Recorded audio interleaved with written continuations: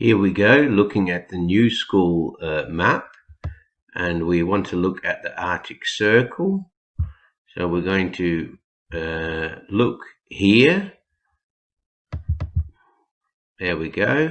Let's pull this in. That's the spot we want to look at.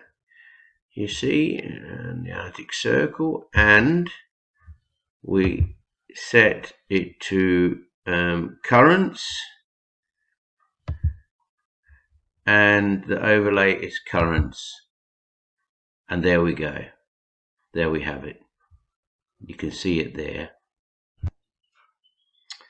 I've gone to the nullschool.net to look at the world map that they've got, and as you can see, I wanted to check it out for myself. You can see the Arctic Circle is blacked out. That you can't see the currents or anything else working on the Arctic Circle, but you can see that there's a current coming out in a straight line. As he said, it's circulating, it's hitting the coast here and bouncing back. Now that green dot there, we are given the coordinates. If we travel down here and look at the, if we look at the legend, it tells us that that green circle has got the following coordinates: 76.37 north, 112.68 east. So we can copy them and we can put them into Google Earth. And now we're going to change the orientation a bit, because we can turn it around so we can get the same orientation as the other globe. So let's see if we can turn it, changing the orientation of the map slightly, so that we've got the same orientation as the other globe. We get these islands now all in a row here, and that's the point we're looking at. That's the point where the current stream is bouncing off, roughly around here. Now we notice this feature here in the ocean. That's Greenland there. Arctic Circle is here somewhere, and that is known as Gakkel Ridge. Gakkel Ridge. Now we notice that Gakkel Ridge is itself very close to the plate boundary. It's not on the plate boundary, but it travels very close to the plate boundary itself. And we can see here, these are the islands we're looking at. This was the Null School map. So we're looking at this area here, and that's Greenland. We're looking at this area here, which is, here is where the current stream is coming out of the Arctic area and bouncing off. So that's very close to Gakkel Ridge. Bearing in mind where we are, we've got the island Cervenia Zemlya. Cervenia Zemlya. There's 3 islands. You can't see that one. It looks more or less attached, but they're mostly iced over. Cervenia Zemlya. So these islands here, there's a Gakkel Ridge, as you can see, and this, well, I'll put this yellow line here, this is roughly where the current is bouncing off. So it's very, very close to this underwater ridge. The little island that it's bouncing off is known as St. Peter's Island. It's this little thing in the red, and often it's seen as joined to the coast because of the ice and whatever. It's very low lying and tundra, but it is actually a separate little island. You can see here that St. Peter's Island is only a little speck, and that here it's actually separate from the coast but very close to it. So that's roughly where the current is bouncing off, that area. If we go to the Wikipedia site, we can have a look at Gakkel Ridge, and it has some interesting things to tell us about Gakkel Ridge. Here we can see, for example, in this diagram, that Gakkel Ridge and Lomonosov Ridge and Makarov Basin, they're all between Alaska and Russia, and this is obviously Greenland is below. We can't see that, that's off screen, but this is the Arctic region, and we see that here we've got the island we saw previously, Severnaya Zemlya, and the ridge goes right past it, as we can see, right past it, travels right past it. That's very interesting. Here, for example, that the ridge is the slowest spreading ridge on Earth, and it only spreads at a rate of less than 1 centimeter per year. And when they sent down the icebreaker and some submarines, etc., and they discovered hydrothermal vents, and as well as that, they said one of the unanticipated discoveries was unconsolidated fragmented pyroclastic volcanic deposits that cover the axial valley of the ridge, whose area is greater than 10 square kilometers. These suggest volatile substances in concentration 10 times those in the magmas of normal mid-ocean ridges. Well, from that, I would say that at one time or other, at one stage or other, it must have been pretty active. If the concentrations of substances are 10 times those found in the magma of normal mid-ocean ridges, then at some point in geological history, it must have been very, very active, even though it's the slowest expanding ridge at the moment. It must have at some stage been completely different, which is interesting.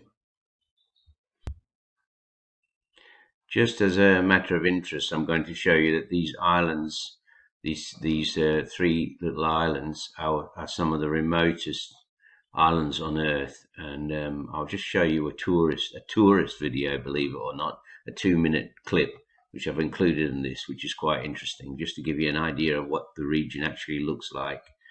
Also, before we do that, I want to take you to another one of the islands, which has a similar name. It's called, let me just see, let me get this right. It's called Novoya Zemlya. So I assume that means new island. And why it is interesting is that it is where Russia does its nuclear tests. And they've just, in fact, CNN has just, whether you can believe CNN or not, because they are the headquarters of fake news, but they are more or less got a good attachment to the CIA, so we can assume that this is reasonably correct, probably. But they've always tested nuclear weapons on this other island, which is below this archipelago. Here we go. Then satellite images indicate Russia is preparing to resume testing its nuclear-powered cruise missile. Nuclear-powered cruise missile launch site. The actual cruise missile launch site is also on this island, according to CNN. There's the satellite image and nuclear-powered cruise missile launch site. And nuclear-powered cruise missile launch site. They give the coordinates there. Now they used to test here. Whether they're still testing underground or not, I don't know. But they used to test underground in the 60s, up to the time they signed their so-called treaties, non-testing treaties. And as we can see, they are testing cruise missiles, which which I assume will be above ground testing. But in any case, they have in the past definitely tested underground, which can't do the structure any good. No one can tell me that that's any good. And if we look at the if we just go and put the coordinate in, and we'll just move here and Google, and we'll find them quickly. Let's see what it does. Oops, there it goes. Let's stop it. It's zooming in. Let's go back down, because it will not show us the facility properly, because obviously it's a secret facility, but it will show us where it is roughly. So we'll zoom back down so we get an idea. And there we are. There's the island. And there we go. There we go. That's putting it in perspective. There we go. Here we are. Those are the islands we're looking at. Severna Zelmia. I'm probably saying it wrong. And there is Novoya Zelmia, whatever you call it. But there's a nuclear testing facility. Those are the islands we're looking at. That's where the current is bouncing off, where that little speck is, and that's where the Gakkel Ridge is. So that is how it's all related. There's the ridge. That's where it's bouncing off. Those are those islands, and that's the island with the nuclear testing, which obviously must be happening somewhere in that area. And this is very interesting. Also interesting, if you watch Dutch Cines, that these islands are more or less seem to be equidistantly spaced. So these must be the remnants of past movements for volcanic activity or whatever. I don't know. I'm not a geologist, but the point is that the whole Earth is like the plates are like a bit like a jigsaw puzzle. You can't move one piece without moving all the other pieces. And we've just seen, if we've been following the earthquake activity, we've seen a huge uptick in earthquake activity around the world. And we've seen activity in the North American craton, which is from Alaska, which is over here somewhere. I don't know if we can turn this map and have a look, maybe get a bit of an idea. Yeah, here we go. Here we go. Let's put it all in perspective a bit. Here we've got let's go this way a bit.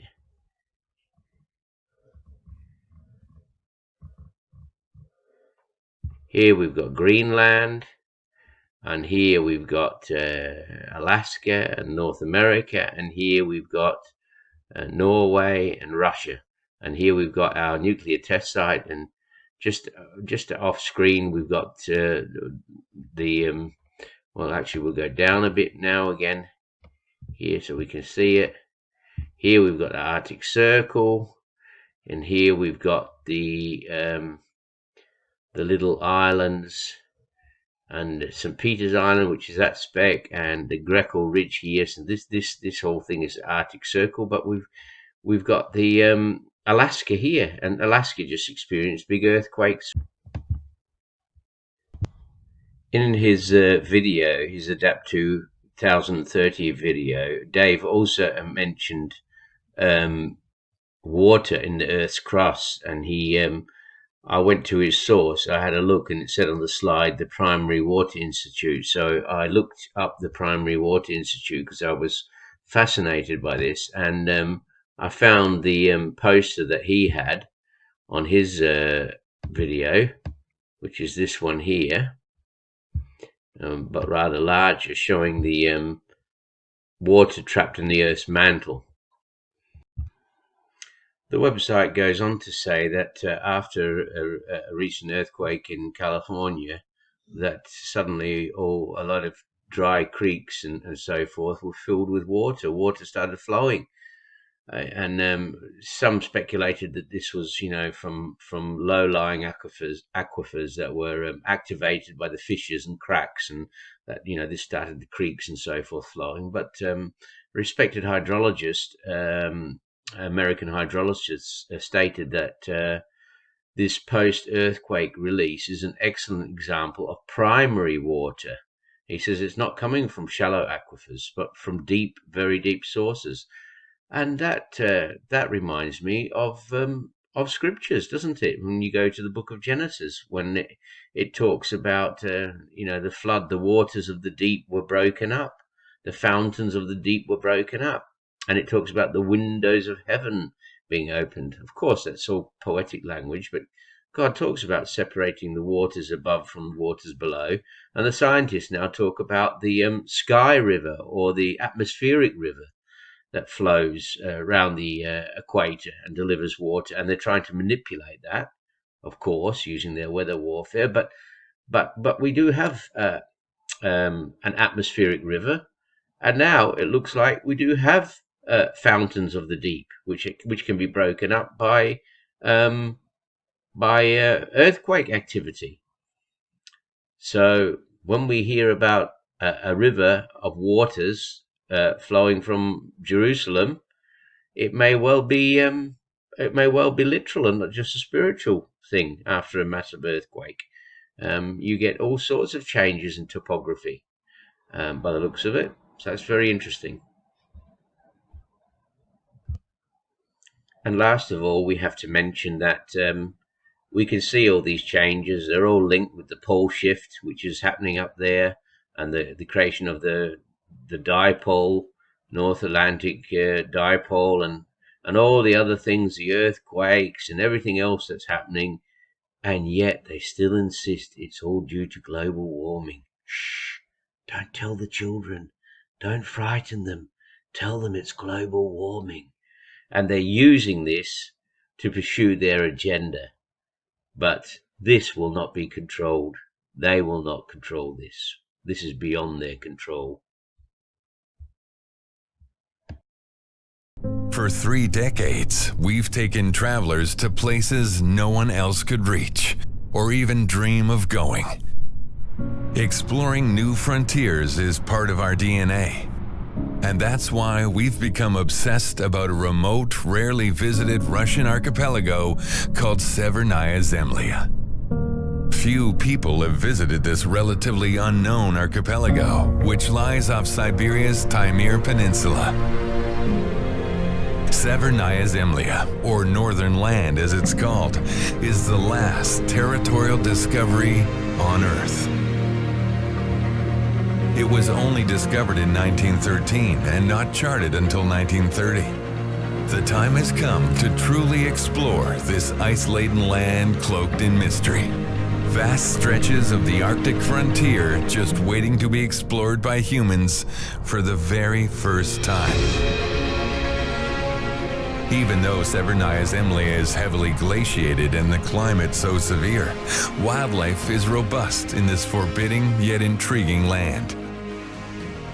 Walruses rest lazily at the water's edge, sometimes eyeing human visitors, sometimes not. Guests are apt to capture photos of beluga whales swimming past. While in the distance, travelers witness mammoth polar bears ruling over their domain. This challenging terrain is almost impenetrable. Only the most experienced teams with the right ships are capable of navigating this ice-covered land. Exploring Severnaya Zemlya embodies the true spirit of adventure. We're ready to take you beyond to the next Arctic frontier where few humans ever set foot. Severnaya Zemlya, the Northern Land.